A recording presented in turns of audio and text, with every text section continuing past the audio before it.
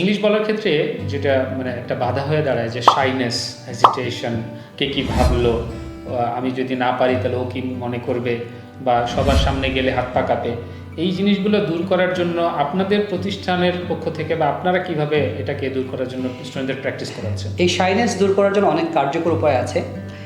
সেটা হচ্ছে আপনি যদি কোথাও ভর্তি না হন, সেক্ষেত্রে আপনি আপনার ফ্রেন্ডদের সাথে, আপনি আপনার বাসার মানুষদের সাথে ইংলিশে কথা বলতে পারেন।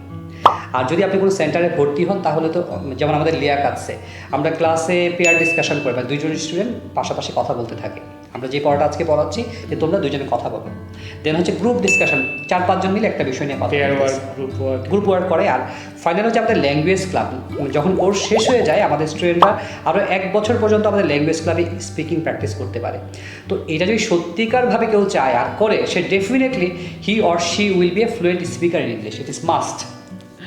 Thank you very much. আশা করা যায় স্যারের কথাগুলো শোনার পরে অনেকেই একটু হলেও গাইডলাইন পাবেন, কারণ আমরা আসলে শিখতে চাই কিন্তু সঠিক গাইডলাইনের অভাবে ঠিকভাবে শুরুও করতে পারি না অনেক সময়। আর শুরু করা, ওয়েল বিগান ইজ হাফ ডান, একটা কথা আছে না, মানে ভালো একটা শুরু মানে কাজটার অর্ধেক হয়ে গেল, এরকম একটা অবস্থা তৈরি হয়। শুরুটা ভালো করতে পারলে অনেক সহজ হয়ে যায়।